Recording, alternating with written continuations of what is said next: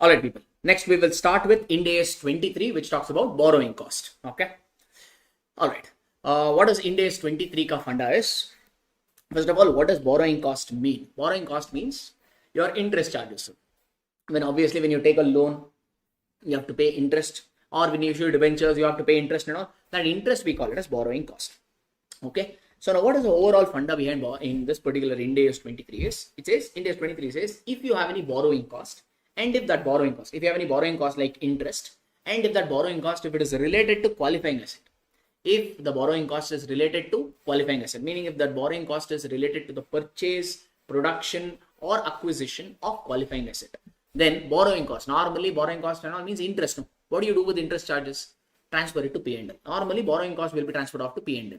But however, Ind AS 23 says if borrowing cost is related to the acquisition, production, or construction of qualifying asset, then borrowing cost will not be transferred to P&L. Rather, it will get capitalized, meaning you will add it to the cost of the asset.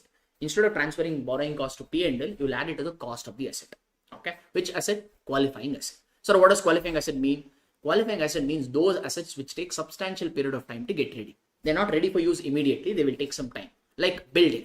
You're constructing a building. If you purchased a building means probably it is ready for use. If you're constructing a building means it may take 1 or 2 years, correct? That means it is taking some time to get ready. So such assets we call it as qualifying assets. So qualifying assets are basically those assets which are taking substantial period of time to get ready. So what is substantial period of time? Sir, that is management discretion. So substantial period of time could be 3 months, 6 months, 9 months, 12 months, whatever. Management has to assess what is substantial period for them. So no benchmark has defined as such. Okay, that is one. All right. So what and all could be qualifying assets? Property, plant and equipment can be qualifying asset. Inventory can be qualifying asset. Intangible assets can be qualifying assets. Investment property can be qualifying assets. Like all this can be qualifying assets also. So inventory also. Yeah. So suppose you are an aircraft dealer. You are an aircraft manufacturer. So what do? After manufacturing the aircraft, you will sell it. Will you manufacture the aircraft in a single day? Yeah? No, possible. It may take about 8 to 10 months or maybe more than 1 year also possible, right? If you are an aircraft manufacturer or if you are a ship manufacturer, large ship and all, no? Even inventory can also be a qualifying asset. Even that may take a substantial period of time. Again, what is substantial period of time? You have to analyze it on case-to-case basis like that. Okay, sir. All right. However, financial assets like cash, debtors and all are not qualifying assets. Okay, that is one. Okay, next is simple. Sir, we are talking about here borrowing cost. Borrowing cost will only come when you take a loan or when you have issued some debentures. Yes, we are specifically talking about loan now. Okay, it's easy to connect with. Even debentures are borrowings only. Sir, let's say you have taken a loan, right? The loan are of two types. One is a specific borrowing or a general borrowing. Specific borrowing means it is used for a specific purpose. Like you wanted to construct a building and you took one loan from bank. You took a loan of 30 lakh rupees from State Bank of India to construct a building. So do you know clearly for what purpose you are utilizing this loan? Yeah, it is utilized to construct a building. Yes, that means it is a specific loan. It's not necessary. Specific loan means it has to be used only for one purpose. But for what purpose you are using should be clearly defined. If that is defined means we call it as a specific borrowing. However, if you have multiple loans used for multiple purposes, like let's say you are doing a building construction. You need 50 lakh rupees to construct this building, but you have 3 loans. One loan ka amount is 1 crore, another ka 2 crore, another ka 3 crore. So you have multiple loans and this amount of 50 lakh could have come from any loan. If that is the case, means we call this as a general borrowing. So first you need to check whether it is a specific borrowing or a general borrowing. Specific borrowing means for what purpose the loan is utilized is clearly known. General borrowing means you're not able to identify the purpose clearly as such. That is one. So what is the funda behind this? Sir, if it's a specific loan, let's say you took a loan from State Bank of India at 10% interest rate. That means what, sir? This loan was used to construct a building, no? So that means this interest cost will be transferred to P&L or it will be capitalized. It will be capitalized. Yes. That means you need to tell how much is the interest amount. Here, calculation of interest is of any drama. Na? It's very straightforward, right? If you have taken a 10 lakh loan at the beginning of the year, let's say 10 lakh into 10% will be what? 1 lakh. So entire 1 lakh, you will transfer it off or you will add it to the cost of building. Yes. So that there is no drama. Correct? That is one. However, if it is a general borrowing, check, sir. Here in this example, first loan ka interest rate is 10. Second loan ka is 11. Third loan ka is 9. That means it has different interest rate. This 50 lakh came from which loan? Because this 50 lakh, if it had come from 1 crore loan, means interest would have been 10%. If this 50 lakh had come from loan number 2, means interest rate would have been 11%. But you are able to identify that purpose or you are not able to clearly map out. You are not able to map out. Hence, what the standard says is whenever you have a general borrowing, you have to find something called weighted average rate. So you don't worry about 10, 11, 9 and all. You find out an average rate. That we call it as capitalization rate. Because different loan has different rate. No? But to capitalize borrowing cost, you need to find out the interest amount. Hence, instead of worrying from which loan this amount 50 lakh came and all, no, forget about all that, what the standard says. Simply the standard says find out one average rate, weighted average rate. That weighted average rate only we call it as capitalization rate. Use that capitalization rate to find out borrowing cost, and accordingly borrowing cost will get capitalized or transferred to P&L depending on what the scenario is all about. Okay, sir. This is a funda. And one more thing you need to remember is if there is any specific borrowing. Okay, let's say you have taken a loan, State Bank of India, 10 lakh loan here to construct a building. Entire 10 lakh will be utilized to construct the building in one go. No, maybe initially you need 3 lakh, then you need 5 lakh, lastly you need 2 lakh. Like this, you may utilize the money in installment. Yes. Now, company has this money. They've already taken the loan. So they have this money, right? They will not utilize entire 10 lakh in one go, right? So some money will be left with them. So do you think they will keep this money idle or they will like to invest it? They would like to invest it so that if you keep it idle means you'll lose out, correct? So that at least they would like to invest it in some safe instrument like government bonds or SBI ka fixed deposit only, or any public bank ka fixed deposit like this. Yes. So if you are investing, this means you'll earn some investment income. So if you have any investment income, okay, so that you need to reduce it, sir. If you have a borrowing cost here, how much is the borrowing cost? 1 lakh. Let's say investment income is 10,000 rupees, assumption. So entire 1 lakh is your borrowing cost and interest cost. Entire 1 lakh will not be capitalized. If you have any investment income earned out of this temporary investment, first reduce that. 1 lakh minus 90,000 you do. How much you get? 90,000. Only 90,000 will be added to the cost of the building. It will be capitalized. So basically, any investment income if it is there, reduce it from the borrowing cost and then do your capitalization and other workings, etc., etc. That is about this fund. Okay. All right. Next is okay. The type. In fact, capitalization rate. Okay. I'll talk about more about capitalization rate with the help of problem only. It'll be better. Actually, okay, no problem. I think we'll take it up in problem. Better. Okay. The next one is, sir, commencement of capitalization. Sir, when should you start capitalization of borrowing cost? Sir, if you want to start capitalization of borrowing cost, there are 3 conditions. The day all the 3 conditions are satisfied, that day you will start capitalizing the borrowing cost. Okay. Till then you cannot capitalize. What are those 3 conditions? 1, all these are same. Okay, in AS 16 also you have studied it. It's a ditto here. Ind AS 23 and AS 16 in that regard is very, very same. No different. So first condition is 1, the borrowing cost should be incurred. Meaning you should be paying some interest charges. That is 1. You should be paying some interest charges. Okay, not accruing. You should be paying. Okay, that's what standard says. Borrowing cost should be incurred, meaning payment. Okay. The second one is expenditure on qualifying asset should be incurred. So some obviously this borrowing cost is related to qualifying asset, means on that qualifying asset, some expenditure you should have started incurring. That is 1. Third, activities related to qualifying asset should have begun. Activities related to qualifying asset should have begun. And this activities does not mean physical activity only. Like if you're constructing a building, means when we say activity, it is not just the physical construction. Sometimes even before physical construction, architect will plan the structure of the building. So there will be a lot of planning activities which happens before physical construction. Yes. So even planning activities are considered as activities for this purpose. Activities here activities does not mean only physical activities. It also includes your planning and other administrative activities also. So the day all these 3 conditions are satisfied, from that day onwards you get satisfied. Okay, that day you can take the loan. Suppose you took the loan on 1st April, but the condition got satisfied only on 1st June. That means capitalization will only start from 1st June. That means can you tell the bank, April and May interest I will not pay because I'm not able to capitalize? No.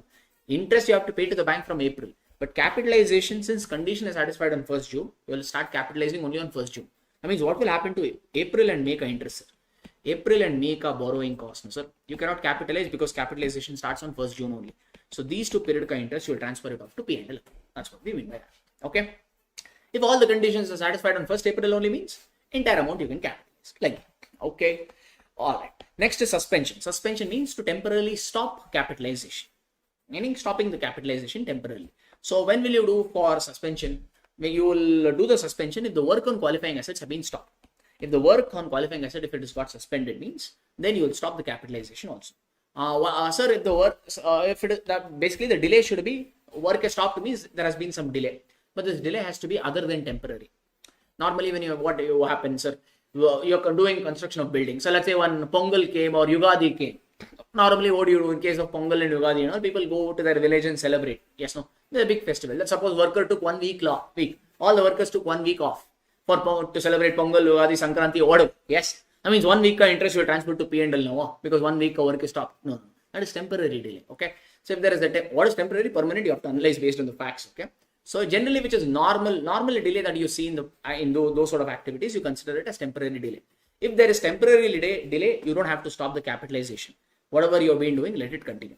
But however, if it is other than temporary, meaning if it looks like more like a permanent delay, like let's say workers went on a strike because they did not get funds. Construction stops because shortage of fund is there. Or some natural calamity like earthquake, fire, flood happened. Like this. If these happens means then you have to suspend the capitalization. Like that. Okay. But the work suspended, but some technical work is still going on means you cannot call it a suspension. Okay. Sometimes it happens in between that you'll stop the work because initially you thought you'll construct the structure in one way. Later customer told let's not do it this way, let's do it another way. Then you have to stop the construction. Architect has to replan it. Replanning has to be done means till then construction will be stopped. So that means administrative technical work will be going on. That means it is not suspended. Okay, the work is not stopped. Work is still going on. So if some technical administrative work is still going on means it is not suspension. The work is still going on. So capitalization also can still continue like that. Okay. Then cessation. To cessate means when will you finally stop capitalization? There is a starting date means obviously there should be an ending date also like that. Yes. So cessation means when will you stop the capitalization? So you will stop capitalization when the work on qualifying asset is substantially complete. They're not using the word 100% complete because no work generally will be 100% complete. Now imagine just like building construction. Okay. Like, sir, you will move into the building only after 100% of the work is completed. No. When it is more or less complete, you will start moving in and using the building, right? Some small work like some electrical sockets fitting, some polishing the marble, all this work will be there. But because that is pending, you will stop moving into the house? No, you will obviously move into the house. Yes, sir. Like that. So if the work is substantially complete, then qualifying assets capitalization also will stop. Okay. Then what happens after that, sir? Like let's assume that construction took only 2 years. Construction, you took a loan to construct a building. Construction of building got over in 2 years. Being substantially it's completed in 2 years. But loan term is 5 years. So in this case, what do you do? You have taken a loan for 5 years, but construction got over only in 2 years. That means only 2 years ka interest you shall capitalize. Only 2 years ka interest you shall capitalize, meaning add to the cost of qualifying asset. What about? So maybe I'll write it like this. In this 5 years interest, 2 years ka interest you shall capitalize and balance 3 years ka interest you shall transfer it off to P&L account like that. Once the capitalization stops, henceforth if you are incurring any borrowing cost, all that will be transferred off to P&L account. Okay, so that's about this particular question. And again, this is also one topic where we have some good questions. So we will try to solve some extra questions for this particular chapter. 1 second.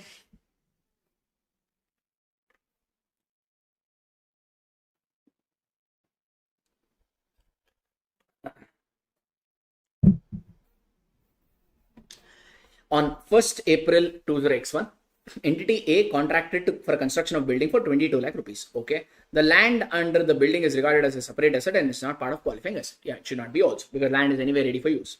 The building was completed at the end of 31st March 20x2. It started on construction on 1st April. It is ending on 31st March. So it's taking about 12 months, probably a qualifying asset. And during the period, the following payments were made to the contractor. So you have made the following payments. All these numbers are in thousands. Okay, 22 lakh. That's what you wanted 22 lakh for construction. You have spent about 22 lakh in this regard. You have not spent 22 lakh in one go. You have spent it in stages. Okay.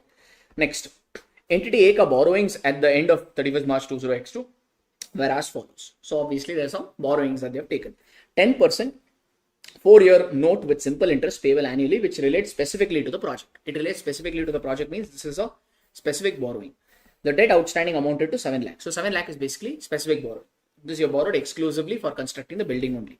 And interest rate on this is 10%. Okay. Interest of 65,000 was incurred on this borrowings during the year. So they only given. When they give the interest, you don't be Brahaspati and calculate it. Okay. So Aram say take it because they have not given the dates and all when it is issued. So if they give the interest of 65,000, simply take it.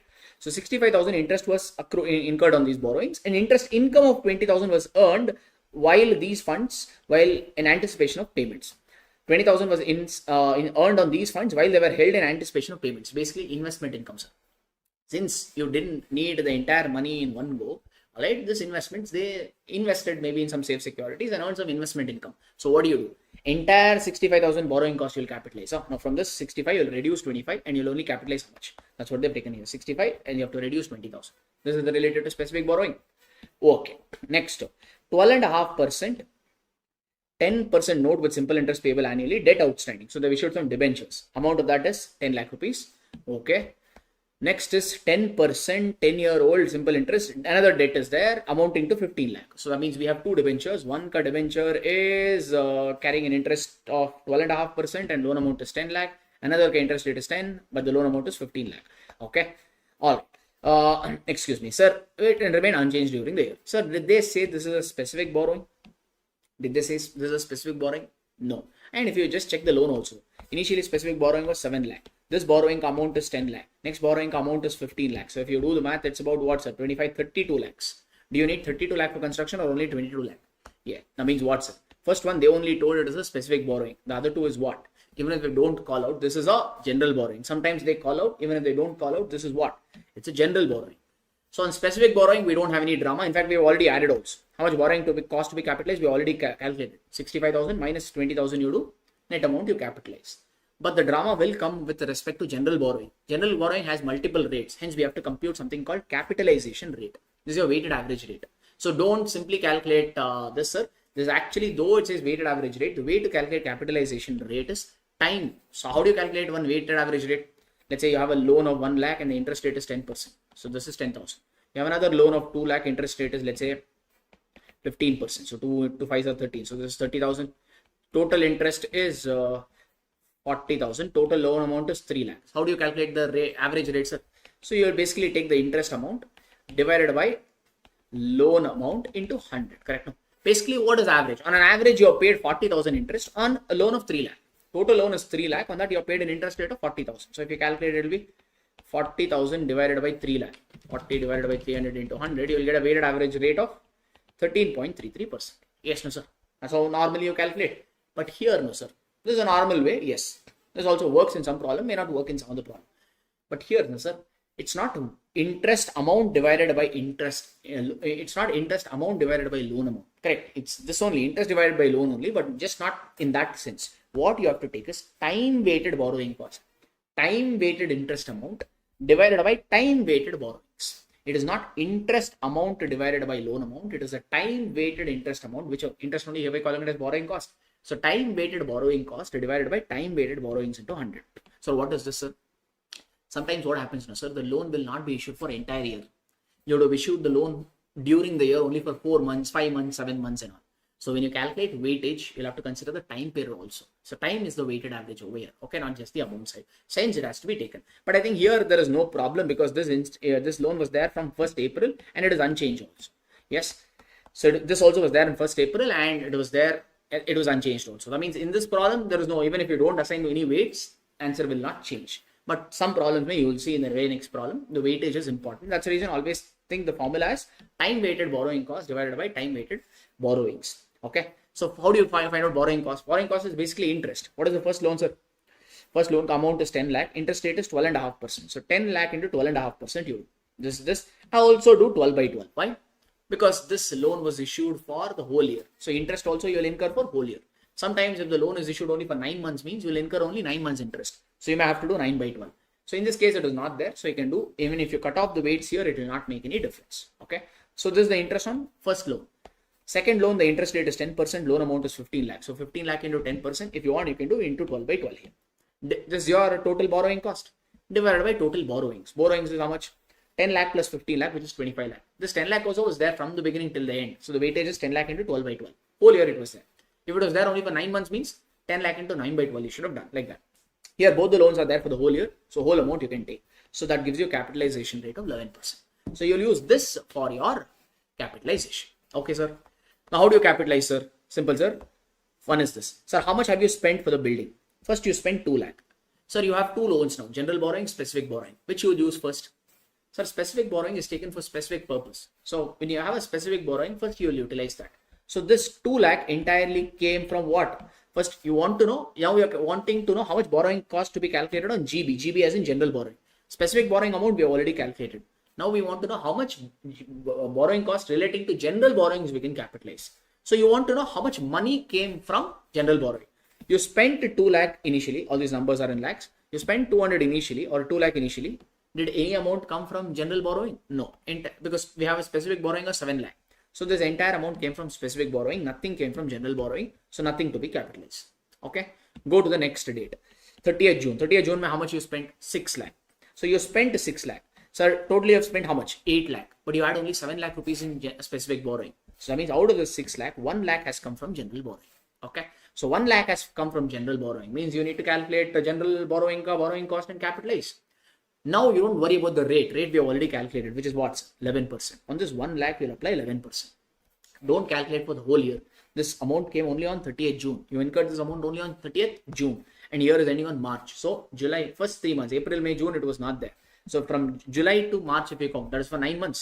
So only 9 months ka interest you will capitalize like that. So from the date of spending till the end of the year, you need to count. So you have to do this for specific borrowing also, not required. Because specific borrowing is borrowed for that purpose only. And hence the entire amount you can capitalize. So this proration or time period calculation is an activity related to general borrowing. So from the day you spend till the end of the year, from that day you count. April, May, June, this was not there. So this was only for 9 months like that. Next you spent 31st December. Specific borrowing is exhausted. They've only given 31st December you spent 12 lakh rupees. So entire specific borrowing is exhausted. So entire 12 lakh came from general borrowing. And general borrowing we use a capitalization rate of 11%. So 12 lakh 11%. When did you spend this? 31st December. Year is ending on March. So you will only do it for Jan, Feb, March, which is 3 by 12. Okay. Next you spend 31st March 2 lakh. It came from general borrowing only. But since you have incurred at the year end, nothing will be capitalized. At the year ends on 31st March and you spent on 31st March. So it will be 0 by 12. So you'll not get anything. So this 41,250 is a borrowing cost that you shall capitalize. That's what they've got away. Done, sir. So if you add all this, totally borrowing cost you'll capitalize to the extent of 81,650. So this 86,000 rather 250 will be added to the cost of building when it is constructed. Okay, sir. All right. So till it is constructed, you can't show it as PP. Okay, there is a separate category. So there you will show construction work in progress. There is a separate category for these assets. There it will show. You can add this to that particular asset and you'll accumulate it there. Once the asset is available for use, from that construction work in progress, you will push it off to PPE account like that. Till the asset is not available. For intangible asset, we have intangible assets under development. Same, non-current assets only. Under non-current assets only. For intangible assets, we have intangible assets under development like that one category. There you will show.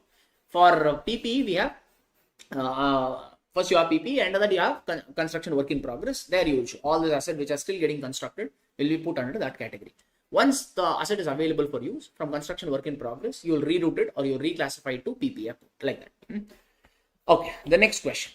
An entity construct a head office building on 1st September, which continues till 31st December. So September to 31st December, construction is only for 4 months. So here weightage will form will be of significance. Directly attributable expenditure at the beginning of the month of the asset are 1 lakh in September, 25,000 in each of September and December. Okay, they have given the amount spent. Great. The entity has not taken any specific borrowing. So that means everything is general only. During the year, entity issued 10% debentures with a face value of 20 lakh. Okay. Overdraft of 5 lakh, which increased to 7.5 lakh in December. The interest was paid on the overdraft at 15% in 1st October. Thereafter, it increased to 16%. Okay. So you have two general borrowings. One is the debenture one, then overdraft. Overdraft amount also changed after a few months. Interest rate also changed. So there's an RTP. You need to compute simply not borrowing cost to be capitalized. Only capitalization rate you need to compute and RTP May 2018 question. So how do you calculate? How do you calculate capitalization rate? Time weighted borrowing cost divided by time weighted borrowing. So first let's calculate time weighted borrowings. Borrowing cost we'll do it later. First let's do borrowing. So how many borrowings you have, sir? 2. Right? Both are general borrowings. First borrowing was for 20 lakh. And they said this was issued from the beginning. Or what did they say? During the year, entity issued 10% debentures. That's what they said. But they did not say when it is issued. So we'll assume that for the entire construction period. Now our data is revolving around 4 months. Okay. Don't give full weightage. Our weightage is only what, sir? The period only we're talking about is 4 months. So for the entire 4 months, was this 20 lakh there? Yeah. That means you can consider full amount. So you'll write 20 lakh into 4 by 4. 4 months is your construction period. That's the reason. Okay. So this entire 20 lakh, we assume that it was there during the construction period because they have not told any other information. So we'll assume it was there from September to December, same amount. So 4 by 4 you do. Okay. Now the overdraft. First, what was the overdraft? First amount was 5 lakh. So check the overdraft, sir. I'll read the sentence once again. 5 lakh was the overdraft, which increased to 7.5 lakh in December. So our construction period is September, October, November, December. So for September, October and November, the overdraft amount was 5 lakh. Only from December onwards. When they give you just December, always assume the date as 1st December, not end of the December. Okay. Just a convention again. So September, October, November, the overdraft was 5 lakh. December, it became 7.5 lakh. So 5 lakh was there. What is the total construction period? 4 months. This 5 lakh was there for entire 4 months or only 3 months? The amount. Overdraft is there for entire 4 months, but we're talking about the overdraft amount. Overdraft amount here is 5 lakh. 5 lakh was there for entire 4 months or it got changed? It got changed in the 4th month. That means for 3 months it was 5 lakh only. September, October, November, right? So into 3 by 4 you do. There afterwards, December, from 5 lakh it became how much? 7 lakh. Huh? Yeah, it became 7.5 lakh. 7.5 lakh it became in December. What is the construction period? 4 months. But the 7.5 lakh was there for the entire construction period or only 1 month? Only 1 month. That is December. Hence you do 1 by 4. So that is a weightage. So if you do this, you're going to get time weighted borrowings, which is 25 lakh 60 to 500. Next, we need to find out something called time weighted borrowing cost. But the problem with borrowing cost is all this rate that they have given, no, it's not for construction period. The rate that you see over here, will any instrument be issued for the construction period, sir? No. When you say 10%, this 10% is for the whole year. This 16% will be for whole year. This 15% is for the whole year. So interest calculation will be done annually because that's how you structure the rate. If you take a bank loan and a bank says the interest rate is 12%, it is 12% for the whole year, not for 4 months. Okay, keep that in mind. So first, let's calculate time weighted borrowing cost relating to debentures. These are 10% debentures. Okay, what is the debenture value? 20 lakh. What is the interest rate? 10%. But this 10% is not for 4 months. It is for whole year. But a construction period is only 4 months now. So we need only 4 months ka interest. That's the reason the construction period is important. Okay. So since construction period is 4 months, we only want that 4 months ka interest. But this 10% is for the whole year. Hence we do 4 by 12. And this is the interest. Okay. Next, we'll calculate on the overdraft. Overdraft, we can calculate it multiple way. I feel doing it monthly will avoid some mistakes. Hence, I've calculated monthly from September, October, November, December separately. But you can calculate all this the way you want. All these are working notes. If you know another method of calculating this or presenting this, you can absolutely follow that. No issues at all. Okay, working notes. So, but I feel according to me this is good for me, so I'm just sticking to this. Okay. Now overdraft. What happened to overdraft? We'll do month by month. In the September month, how much was overdraft? 5 lakh. What was the interest in September month? Interest rate became, sir, from October interest rate became 16%. That means September it is 15% only.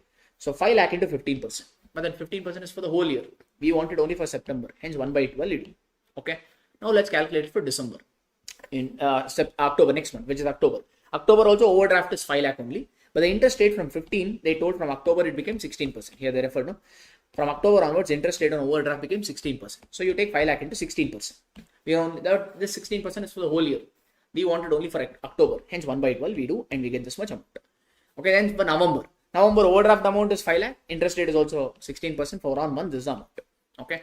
December month, however, overdraft became 7.5 lakh. It is not 5 lakh anymore. It is 7.5 lakh. Interest rate is 16% for 1 month. This is the amount. Okay, this is your borrowing. If you add all of this from here to here, if you add for overdraft debentures put together, total borrowing cost is or total time weighted borrowing cost is 96,251.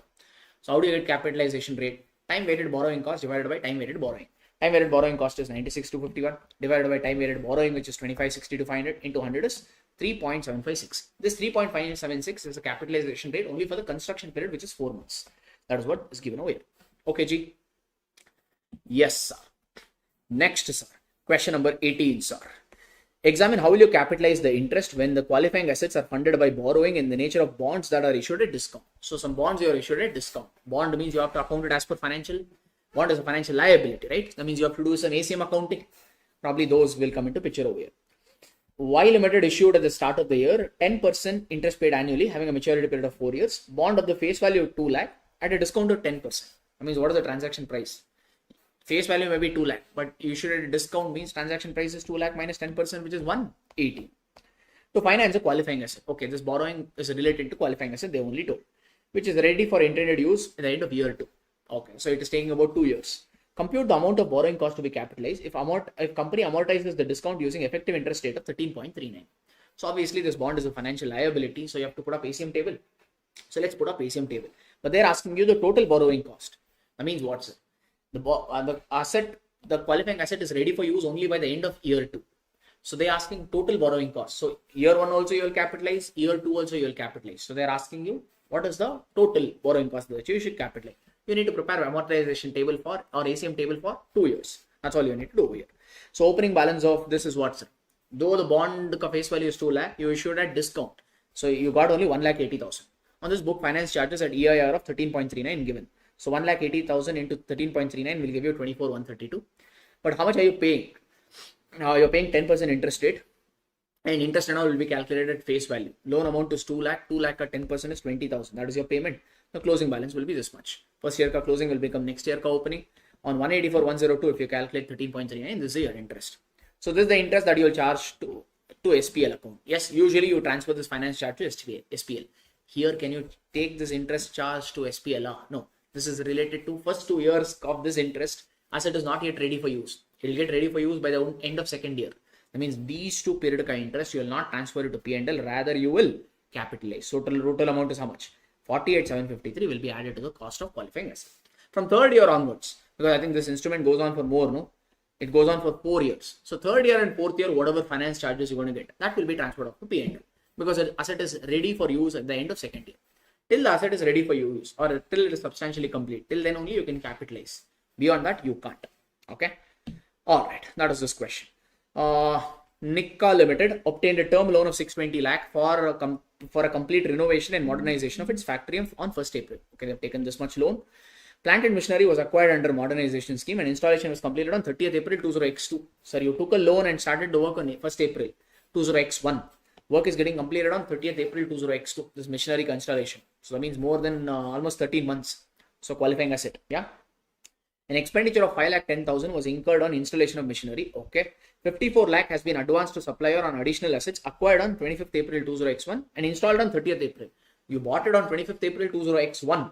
Installation is on 30th April 20x2. Again, 1 year delay. That means this additional asset is also a qualifying asset.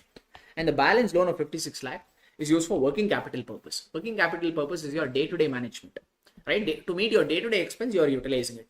On day-to-day management, expense is not an asset. So on this, you cannot capitalize, because borrowing cost you can capitalize only relating to qualifying asset. Working capital is not a qualifying asset.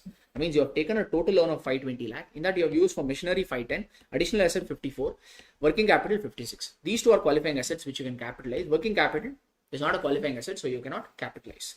Okay. Company paid a total interest of 68.2 lakhs. So you need to tell how much interest you will capitalize. That's all. Okay. Okay. Now you need to do the prorations. Okay. First, 68 lakh is it's like telling like this. 68 lakh is a total interest for a total loan of 620 lakh. Total loan amount is 620 lakh. Total interest is 68 lakh. How much did you use it for plant and machinery? For plant and machinery, you did not use entire 620 lakh loan. You only used 5,10,000. So how much interest will you capitalize? You have to prorate it. That is nothing but 68 into 520 divided by 620. You will get what? 56.10 interest. That is related to machinery, it's a qualifying asset, so you will capitalize.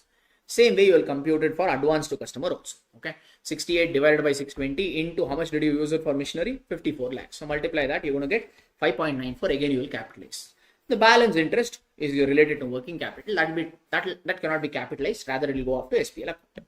That's what I've given away. Okay. Same question you had it in your CA Inter also in your IPCC books. Yes, no? Okay. Second, I think they brought one more thing here. Will your answer be different if the whole renovation process got completed by 28th February? So you started the work on 1st April. If the work gets over by 28th February 20x2, that means the period will be 11 months. If you count from April to February, I think it's only 11 months. So if the work is taking only 11 months, will your answer be different? That depends, sir. Because Ind AS 23 does not say what is a substantial period. Qualifying asset is that asset which takes substantial period of time to get ready. But what is substantial period of time? Ind AS does not define. It says it is based on management ka viewpoint. If management feels 12 months is substantial period for us, 1 year or 12 months is substantial period for us, this process take only 11 months. That means entire interest, it is not a qualifying asset, or this is not a substantial period. If 12 months is the benchmark, means this process is taking only 11 months. So no interest you can capitalize. In that case, every interest you will transfer it off to P&L. However, if management feels no, 11 months is substantial period for us, then whatever you have done still holds good the same. Okay, that's what you need to call. That depends. Okay, you can't give a one answer there, because Ind AS 23 does not define what a substantial period of time, like that. Okay. All right. Next is what, sir? Next is one more small concept. This is actually Ind AS 21 and Ind AS 23 ka combo question. The same thing was there in your CA intermediate also. We had done AS 11 and AS 16 ka combo question. Same is brought out here also. If you don't remember, not a problem. We'll try to cover it out here. So what is that? We'll learn it with the help of the numbers only.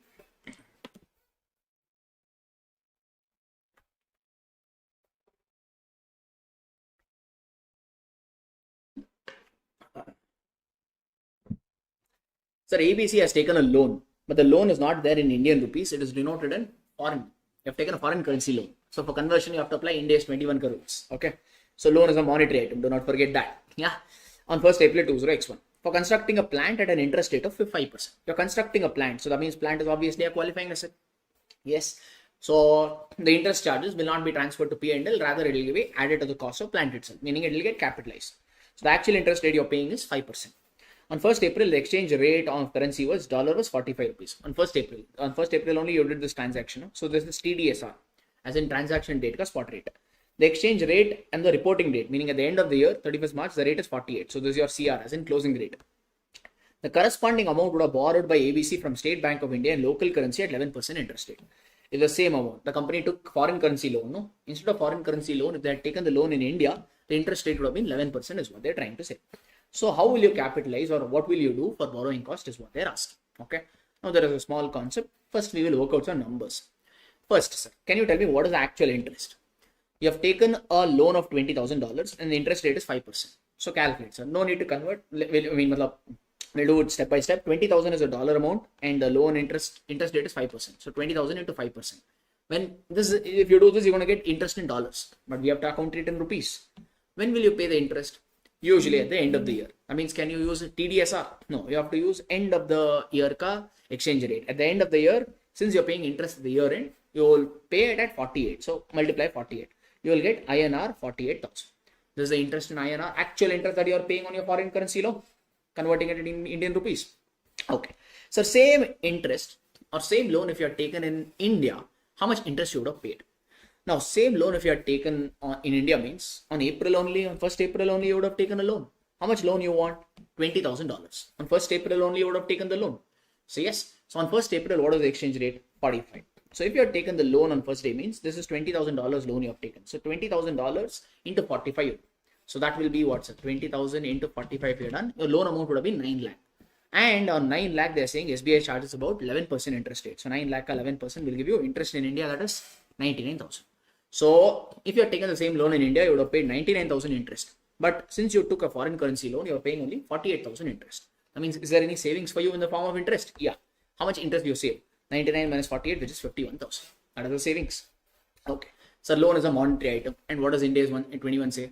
Monetary item should be shown in our in the report in the balance sheet using closing rate. You have to remeasure. So initially you are showing this loan by converting it at what's 45. That is TDS. Now from 45 it has become 48. Correct. So the loan from 45, loan is a liability. You are currently showing that liability at $45 by converting at 45.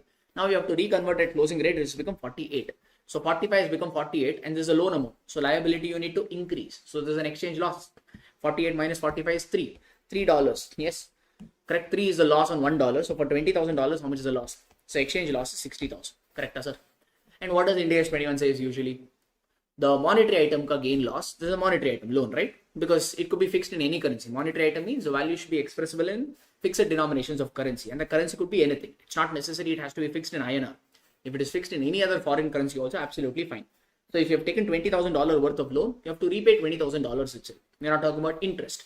Principal loan portion of the loan is fixed. So it's a monetary item. And monetary item ka gain loss should be transferred off to P&L account. But here there is an extra small fitting that's been brought in. Okay. So what we do is there is a total exchange loss of 60,000. Entire 60,000 we will not transfer it to P&L. So check, sir, how much interest you saved because you took foreign currency loan. If you have taken the loan in India, interest rate would have been 99. Because you took the loan in foreign currency, you're paying only 48. So how much interest you save? 51,000. So what do we do is out of exchange loss of 61,000, how much interest you save? 51,000. That much of 51,000 you will book it as borrowing cost. Notional borrowing cost this is. Any which way your interest in India would have been 99, no? Okay. So that's the reason whatever you have saved in the form of borrowing cost, no? That you treat it as borrowing cost only. Don't treat the entire 60,000 as exchange loss. Out of the 60,000, treat 51,000 as borrowing cost itself. So how much remains? In 51 you're treating as borrowing cost means balance remains is 9,000. That balance 9,000 you accounted as per Ind AS 21. And what does Ind AS 21 says? Monetary item gain loss should be transferred off to P&L. So this 9,000 will go off to P&L. What about this, sir? This you will treat it as borrowing cost. What is your actual borrowing cost? 48. This is your notional borrowing cost. Actual interest you paid is 48. Notional borrowing cost you're considering is 51. So total borrowing cost will become 99. What is that 99? The total interest that you would have paid if you had taken the loan in India. So this is your total borrowing cost that you'll consider. And accordingly, you will do it what it is. Okay. This is 99,000. You may capitalize to the entire 99,000, you can add it to the cost of the plant. Or if construction has got completed much before, a part of this may be capitalized, part of this may go up to P&L. That data they have not given. They told that it is used for construction of plant and machinery. When the plant got completed and all, we don't know. Okay, so entire 99 may get capitalized, may not. Absence of information, so difficult to tell. That is a fund. Okay, sir. So let me repeat this process. So first, find actual interest rate. Second step, find out what would have been the interest rate if you had taken the same loan in India. So obviously there will be some savings in interest. Calculate that. Then since the loan is a monetary item, convert it at closing rate and find gain or loss. So out of the gain or loss, here the exchange loss you are getting is 60,000. Entire exchange loss, you don't treat it as under Ind AS 21. Don't transfer it to P&L. How much is your savings in interest because of all this extra activity? 51,000. So 51,000 you will treat it as borrowing cost. Okay, because that much borrowing cost any which way you would have incurred if you are taken in India. That's the reason. Out of the 60,000, 51,000 you will treat it as borrowing cost. Balance you will account it as per Ind AS 21, which says transfer it off to P&L. That will done. So revised borrowing cost will become actual my borrowing cost 48 plus notional 151. So it will become 99,000. That way. Okay, Saru. Alright. So suppose next year, this loan will go on for some time, no? So suppose next year on this monetary item, if you get an exchange gain of 70,000, what you will do, sir? Next year, suppose if you get an exchange gain of 70,000, it's a monetary item. Monetary item ka exchange gain or loss, usually we transfer it to P&L. But hang on. Last year when you got exchange loss, 51,000 of exchange loss, did you transfer it to P&L or you add it to the cost of borrowing cost? This 51 exchange loss, did you transfer it to P&L or add it to borrowing cost? You added that to borrowing cost, no? So next year when you get an exchange gain, how much did you add in the previous year? 51. That much you reduce like that. Okay. Initially, whatever you have added, next time if you get an exchange gain, you reduce it from borrowing cost. Initially, you added, no? So hence 50,000 entire exchange gain, don't transfer it to P&L. Okay. This 51,000, whatever you accounted, added to borrowing cost previously, reverse. Reduce it from borrowing cost. So out of 70, 51,000 you reduce it from borrowing cost. Balance 19,000 you accounted as per Ind AS 21, which says transfer it off to P&L. That will accounting for this loan. That's what they've given in stories over here. Okay. All right.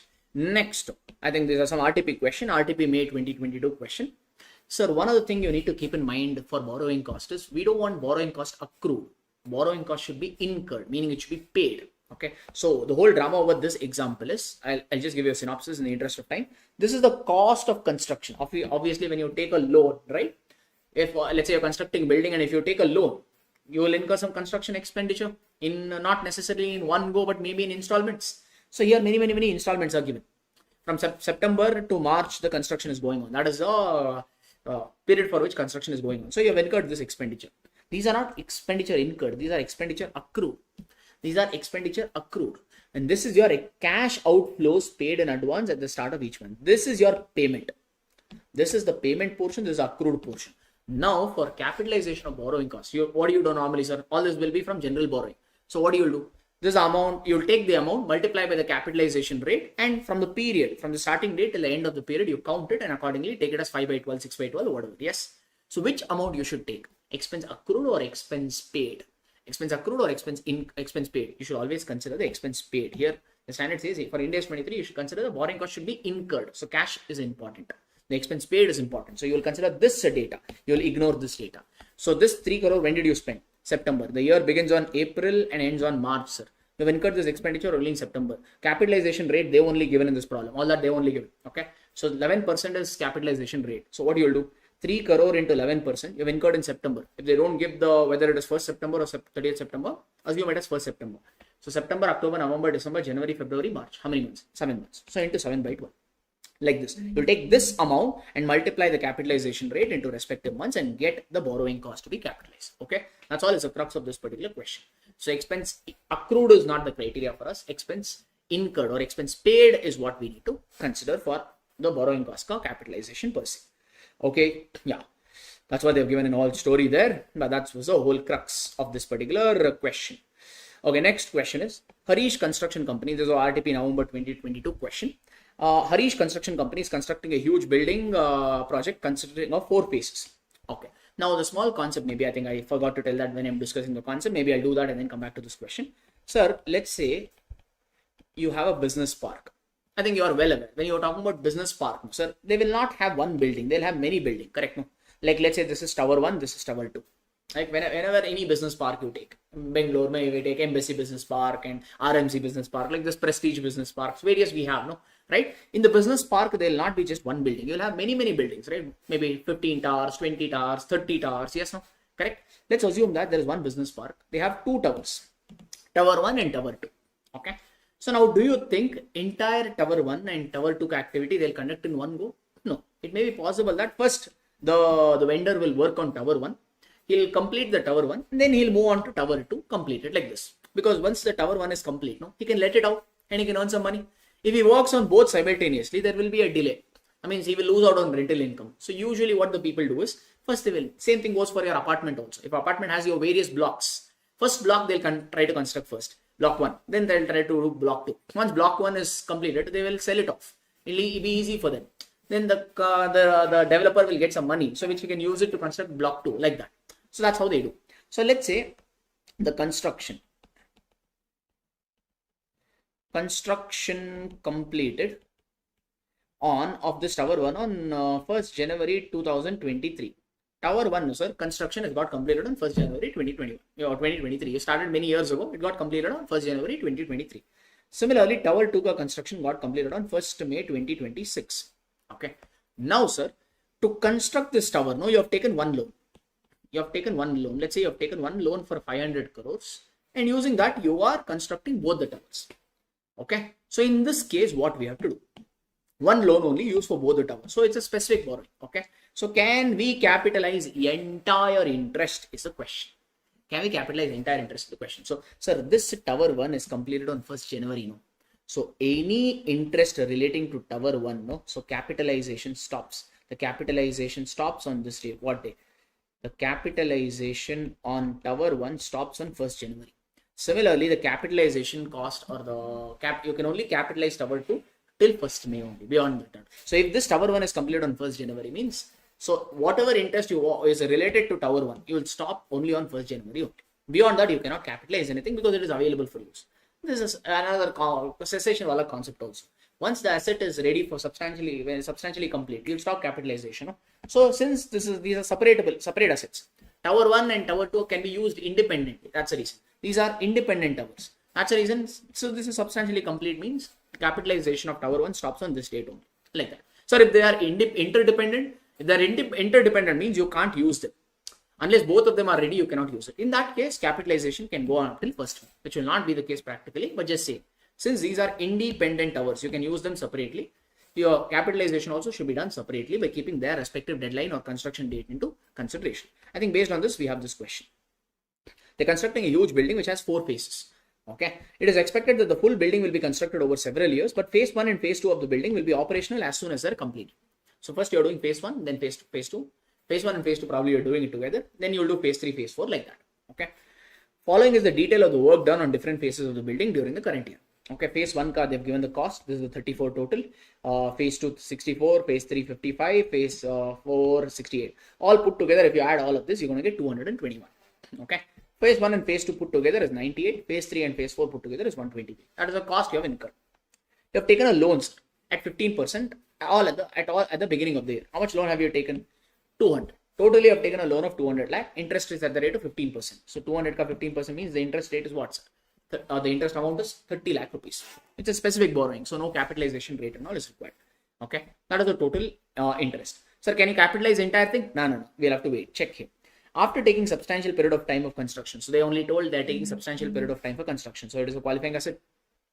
At the mid of the current year. Mid of the year means after 6 months. Phase 1 and phase 2 have become operational. Oh, phase 1 and phase 2 is ready. 6 months. And after 6 months in the current year, they're ready. So it's available for use. So once it is available for use, can you capitalize? No, you should stop capitalization. After that, if you are incurring any interest means that should be transferred off to P&L account. Okay. Find out the total amount to be capitalized and expensed off during the year. Okay. All right.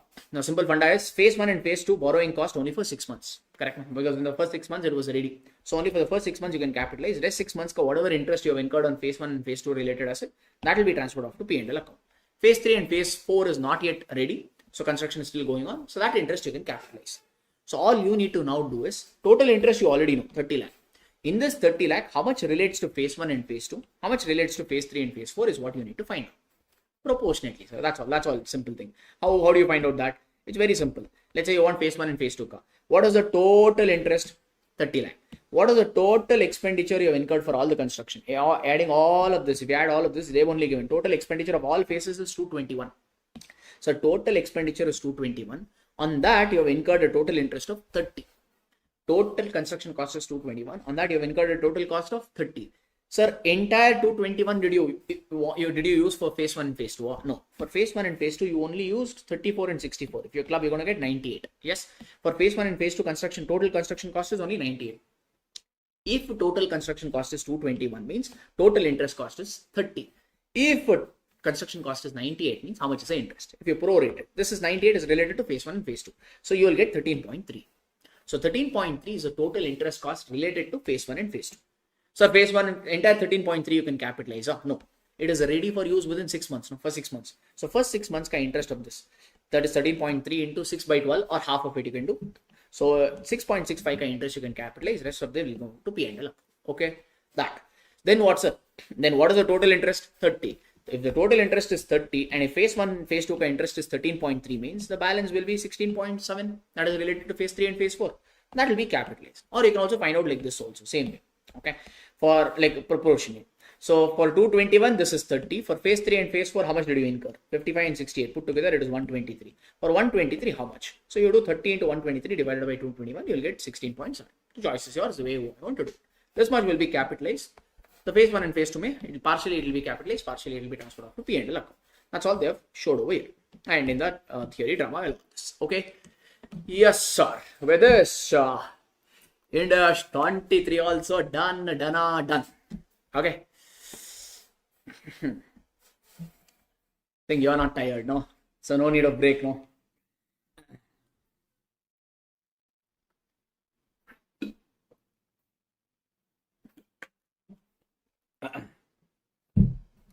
Let's do a thing, sir. We'll maybe do one more and then probably we'll reassess. Okay.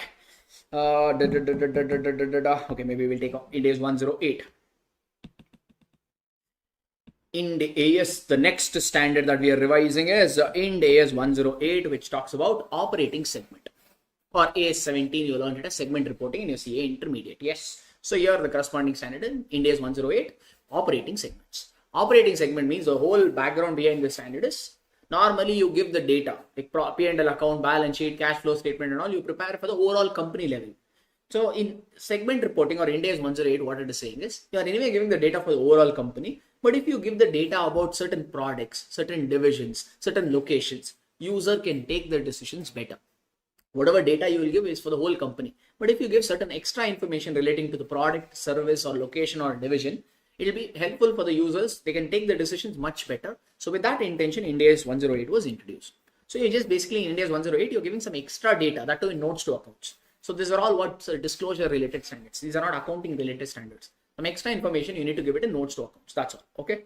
So first in Ind AS 108, sir, you need to know what is an operating segment. First, we try to find out before you talk about segment reporting. First, we have to find out something called operating segments or OS. So what is an operating segment? So if you want to call a segment or a division, segment here refers to division, location or whatever a product. So if you want to call a segment as an operating segment, that segment should be generating revenue and it should be incurring expense. That segment is already generating revenue and it should be incurring some expenses. If it's a startup phase, then revenue generation is not mandatory. If you are a startup, sometimes it takes 1 or 2 years for you to generate the revenue. So that's all right. At least you should be incurring the expense. That's one. And the results of this segment, result of this operating segment should be reviewed by CODM, Chief Operating Decision Maker, for resource allocation and performance management or performance assessment. Whatever is the result of this, this operating segment's result. Obviously, if it is functioning, means you want to know whether they're functioning at profit, loss, how are they doing and all.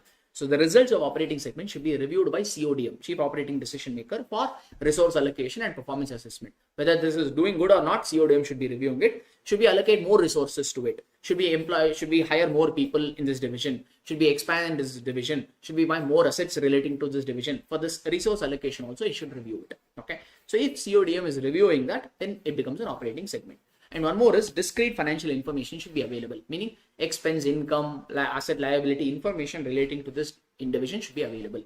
So if all of them are satisfied, we call it as operating segments. Okay, sir. All right. If it becomes operating segments, then first find out operating segments. Few or all among operating segments may be reported. Okay. And here Ind AS 108 ka whole segment reporting is from management perspective. The way the management is reviewing the segments, in that sense you report it. Our AS17 said you disclose the data product wise, location wise, as simple as that. Ind AS 108 says, nah, I don't want the data product location wise and all. How the management is analyzing the divisions. They could analyze it product wise, division wise, geography wise, whatever wise, we don't know. How the way the management is analyzing the data, in that way you prepare segment reporting is what Ind AS 108 ka, the whole thumb rule. Okay. All right. And CODM, sir, is not necessarily a person. It could be a person or it could be a function. Meaning it could be a person like your managing director, CEO, CFO, or it could be a function like a board of directors also. A group of directors. So the board of directors can also be a CODM, Chief Operating Decision Maker. Okay. All right. Now, next is aggregation criteria. You may get a lot of operating segments, right? Yes, because many data CODMs may review also, quite possible, right? So what they said is, see if operating segments can you aggregate, meaning can you pool them and consider them as one? Can you combine them? So if you have multiple or two or more operating segments can be combined, provided certain characteristics are satisfied. One is that they should have a similar economic characteristics. They should have similarity with respect to their product, production process, distribution line, target customers, and the regulatory environment. Okay. So if two or more operating segments, if they have similarity in these regards, production line, target customers, distribution channel, and regulatory environment, then you can club. If you have three operating segments which are similar in these things, then you need not report three of them. You can club all the three and treat them as one, like that. So give us an example. Sir, let's say you have a biscuits company. Now, if you see Sunfeast and all that, now they'll produce. Now you have various varieties. Earlier we used to get only one variety of cream biscuits. Now you watch sir, strawberry flavor, mango flavor, pineapple flavor, like this you will get many. But at the end of the day, all are cream biscuits only. No. So if you have three like this, more or less their characteristics are same. Just probably a little bit of chemical colored variant is different. Yes or no? But more or less the production process, target customers, everybody are same. Yes. So that means if you have three segments like this, since they're similar, you need not treat them as three. You can aggregate them or combine them and treat them as one. Same goes with the soap and all. Like a company might be producing various varieties of soap, one red color, one pink color, like this. They'll give different names, but essentially they are same. So if you have around 10 varieties of soap which are substantially same means or have a similar characteristics means, you can combine them and treat them as one. Like that. Okay, that's your aggregation rule. Okay. Now first find operating segments and see if you can aggregate them. Next is the segment reporting. So which are all operating segments ka data you will give. Segment reporting is basically giving some extra data relating to division. So the next question is, so which division ka data you need to give? Which all operating segments ka data you need to give? For that they have conducted a test. These are 10% threshold test we see. Okay. First, there are three 10% threshold tests that they brought in. One is 10% revenue test, 10% result test, 10% asset test. You calculate them. It's not necessary to satisfy all. Even if one of the tests is satisfied, that is good enough for you to conclude that, or if one of them is satisfied, then it becomes reportable segment. If it is a reportable segment, that's a reportable segment ka some additional data you need to give. Okay. So what is this revenue test, sir? So revenue test is very simple. First, find out the internal and external revenue of all the operating segments. What in all operating segments you have, or what in all segments you have, everything you find out internal and external revenue. Okay, you'll get one number. Calculate 10% of that. Let's say total revenue of all the segments put together is 100. 100 ka 10% you calculate, which is what? 10. Whichever segment has a revenue of 10 or more is a reportable segment. Whichever segment has a revenue of 10 or more in this example is a reportable segment. That could be internal revenue or external revenue, doesn't matter. If the segment revenue crosses 10 or more, it's a reportable segment, like this. Okay, second one is if you want to do asset test, same thing. Find out the assets of all the segments. Let's say that number comes to 200. Calculate 10% of that, which is 20. Whichever segment has an asset of 200 or 20 or more, whichever segment has an asset of 20 or more, they're all reportable segments. Next is result test. So result here refers to pass or fail. Yeah, no, not pass or fail. That is for us, correct? No, result here refers to profit or loss. So first what you need to do is find out the profit made by all the segments. Let's say there are 10 operating segments. In that 7 made a profit, 3 made a loss. So which all those 7 segments which made profit, club them. So profit made by all the segments, let's say, is 500. Those 7 segments made profit, no? Add them. Add profit made by all those 7 segments. Let's say it's 500 rupees. Then 3 segments in my example made a loss. Let's say they made a loss of 700. Okay. So what you need to do is find out the profit made by all the segments. Find out the loss made by all the segments. Compare this 500 or 700, you compare, ignoring the signs. We say do the comparison in absolute number. Absolute number means ignore the sign. 500 or 700. Leave out the sign. Positive, negative, you leave. 500 or 700. Which is higher? 700. So take 700 like this. So 700 ka 10% you. So ignoring the sign, you compare and higher of the number you take. 500 or 700, whichever is higher is 700. So 700 ka 10% you do, which is what? 70. So whichever segment has either a profit of 70 or more, or whichever segment which either has a loss of 70 or more is a reportable segment like this. That's a number. Okay, fine. Okay, let's quickly just unlace this with a small question. This could be, I've just given a small example over here. This is just an example. XYZ has 6 operating segments. Okay, so segment ka revenue I've given over here. All the segments ka revenue and put together revenue is 1200. So first test, what is that, sir? First find out external and internal revenue of all the segments. Here external revenue, internal revenue breakup they've not given, but they've given total. So 1200 is a total. Calculate 10% of that, which is what? 120. Check which segment has a revenue of 120 or more. Which segment has 120 or more? These two. Yes. So that means as per this test, M and N are reportable segments like that. Second one is the result test. So this is your result. Check first which all segments made a profit. So this 50 plus 10 plus 10 plus 30. So 70, 30. So profit made by all the segments is 50 plus 10 plus 10. I've added, I've got 100. Here, yes. Find out the loss made by all the segments. This is 90 and this is 10. So total loss made by all the segments is 200. So compare 100 and 200, an absolute number. Ignore the sign and compare 100 or 200, which is higher? 200. Calculate 10% of 200, which is what? 20. Whichever segment is either a profit of 20 or more, or whichever segment is either a loss of 20 or more is reportable. Which segment has a profit of 20 or more? This one has, and this one has. Yes, either a profit or a loss. So M, N, and R are reportable segment as per the result test. Last one is your asset test. Find out the assets of all the segments, which is 200. 200 ka 10% you do, which is 20. Which segment has 20 or more? I think all of these has 20 or more. So that means as per the asset test, M, N, O, P, Q are reportable segments. And it's not necessary to satisfy all the tests. Even if one test is satisfied, that is good enough. Check. I think every segment is at least satisfying one of the tests. So all the segments are reportable segments in this particular example. Okay, Saru. All right. Okay, there is one more test. That is 75% threshold test. First you do 10% threshold test and find out which is reportable segment. Reportable segment means those segments for which you are giving some, or you are reporting some data, or you are giving some additional data. First find out the reportable segments. Okay, I'm using 10% threshold test. After that, there is something called 75% threshold test. There's one more called 75% threshold test. What the 75% threshold test says is the external revenue of the reportable segments. The external revenue of the reportable segments should at least be 75% of the total revenue of the company. Total revenue of the company means internal revenue will not be included. Internal revenue means one segment has sold goods to other. At segment level, you will show this information. But at overall company level, both the segments belong to one company only. No? If one segment has sold goods to another segment means for one segment it's a purchase, for another segment it is a sales. All this will get eliminated when you prepare overall company data. Okay. So again, coming back, what does 75% threshold say? The external revenue, not the internal, the external revenue of the reportable segments should at least be 75% of the total revenue of the company. Or you can also write total external revenue of the company. Total revenue of the company means external revenue only, because internal revenue will not be shown in the books. Okay. So that should satisfy. So if it is not satisfied, what to do? So if it is satisfying, great. If it doesn't satisfy, management has to identify more segments to report. Even though they have failed a 10% test. Okay. Still some additional segment you need to report to satisfy the 75% threshold test. Let's apply this in one of the problems. Here, question number 5. X Limited has identified 4 operating segments, internal and external sales they've given, total also they've given. They've only given sales data, they have not given asset and result test, so that means we can't test that. So first find out internal and external revenue of all the segments, which is what's 1 crore. Okay, calculate 10% of that. 1 crore ka 10% is what? 10 lakh. Which segment has a revenue of 10 lakh or more? Total revenue. Which segment has a total revenue, internal and external put together, has a total revenue of 10 lakh or more? So that is A and D. So A and D are reportable segments because they are passing revenue test. Other test information they have not given, so ignore it. Okay, so these are reportable segments. Then after 10% test, you also need to apply something called 75% test. What does 75% test say?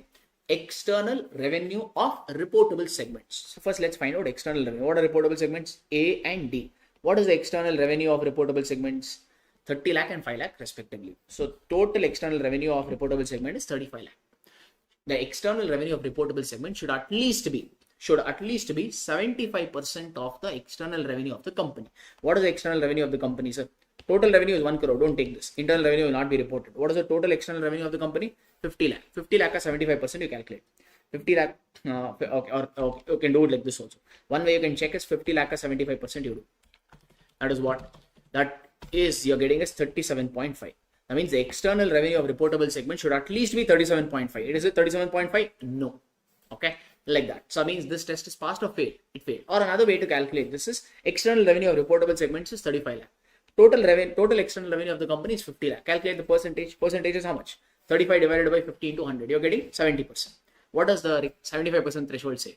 The external revenue of reportable segment should at least be 75%. Should at least be 75%. So it should be 75% or more. Here it is only 70%. That means the 75% threshold test has failed. If it has failed, means the management has to report one more segment. Not only A and D, they need to report one among them. What else remains? B and C. One among B and C can be picked up. Here they're saying C is a new business and management expects that this segment may make a significant contribution to external revenue. Management feels this C will contribute a significant revenue. Means C can be picked up and reported. Basically, the choice is company ka. Okay. They can either pick B or they can pick C. But additional segment has to be picked up because 75% threshold is not met. Okay. So 75% threshold test is not met. Means either C or D has to be reported, or both also can be reported, their choice. But C and D has not satisfied 10% test. No, sir. Even though C and D has not satisfied 10% test, since 75% test has failed, this has to be picked up to satisfy the 75% threshold wala test. That wala done. Okay. Yeah. Then this is the one. All right. Next is if a segment is a reportable segment in the current year, then we know that we give current year ka data alone. We also give previous year data for comparison purpose. So if a segment is a reportable segment in the current year, we have to give the same segment ka data for the previous year also. If segment is reportable segment in the last year, then current year also it is reportable segment. Even though if it fails 10% test, that is the data given. Sir, there is a disclosure wide standard. What you need to disclose here is segment ka revenue, result, asset, liability has to be disclosed. The reportable segment ka revenue, result, asset, liability has to be reported. You not only have to report it, you need to tie it back. Meaning if you show segment, reportable segment ka revenue, all that reportable segment ka revenue has to be tied up, has to be reconciled with total revenue of the company. Segment ka result has to be tied out with profit before tax of the company. Segment ka asset has to be tied out with balance sheet ka total assets. Segment ka liability has to be totaled with segment ka liabilities. This we call it as reconciliation. That also has to be given. Okay. Basically, some unallocated assets and all will be there. So segments will have some assets. Head office also will have some assets. That and all will be unallocated usually. So segment ka revenue you take or segment ka asset you take, unallocated assets you take. If you add it, you will get balance sheet ka asset. Like this reconciliation, you need to do it for all the data of segment that you are giving. Okay. So basically, segment data has to match with financial statement ka data. Okay. That's your reconciliation. That reconciliation has to be done in notes to accounts. Along with this, there is some entity-wide disclosure also. Entity-wide disclosure means the company has to give some additional disclosure about external revenue from all the products and services. If the company has different products and services like healthcare, etc., right? They may have different varieties, right? So whatever different products and service they have, they need to call out how much revenue they're getting for each type of products or service. If they have 3 types of products and service, how much is the external revenue from each of these 3 products, they should disclose it. Like that, that's one. And also they need to disclose how much revenue it is generated from India and how much revenue is generated outside India. If a country is, if you're operating in India, you need to call out how much revenue you're getting from India and how much revenue you're getting from outside India. And also from each foreign country ka revenue also you need to disclose separately, provided it is material. If it is, what is material? Again, case-based assessment you'll have to do. This is about revenue. Next, same data you'll have to give for non-current assets also. How much of non-current assets is held within India and outside India? That disclosure needs to give. And how much non-current assets is held in each foreign country also you have to give a disclosure, provided it is material. Same way you also have to give a disclosure about major customer. If one customer is contributing more than 10% or more revenue to the company, let's say revenue of the company is 10 crore, okay, calculate 10% of this, which is what's 1 crore. If one other customer is giving you a revenue of 1 crore or more, okay, then such customer ka data you need to give. Name you need not disclose. You can simply tell he's operating with which division. Like you can give a disclosure like this. A Limited can tell software segment ka revenue from one of the customer approximates 10 crore of company ka revenue. Like this, you can give a data. This is to just bring some extra cushioning there. Because if one customer is contributing 10% means that's a big risk. Yes or no? If this customer leaves the organization, if he stops transacting with the organization, an organization will suffer a heavy loss in the future, right? So this data is important from the user perspective. Hence, they're giving this. Customer name is sensitive because competitor may poach. So customer name need not be given, but you can give it in such a way that you're giving data also, but at the same time, you're not disclosing too much information. So like that, you can disclose. That is the entity ka choice, the way they want to disclose. But subtly, you need to put across this information. Okay. All right. So this is 1G, NG. Then this is another problem, sir. This is quite popular. This has come a few times. Reconciliation. Just now I did. Whatever segment ka data you show has to be reconciled. There's an easy question. It looks big. All the data they will give, you just need to reconcile. That's what. Here, some unallocated income will be there. Okay. Whatever segment ka results, you need to tie out with profit before tax. Segment ka assets will be there. That you need to tie out with balance sheet ka assets. Some unallocated investments and all will be there. Simply you need to add. No calculation here. Just take the data and dump it into the format. But each segment ka data that you show has to be tied out with the financial statement ka data. That's what. So just go through this once just to be on the safer side. And also I told you about this. Revenue in India, outside India, you need to disclose. Non-current assets in India, outside India, you need to disclose. Okay, so these are this thing. So I mean, these are a few type of questions which are quite popular in Ind AS 108. Okay. Okay, with this this particular standard also, Damar.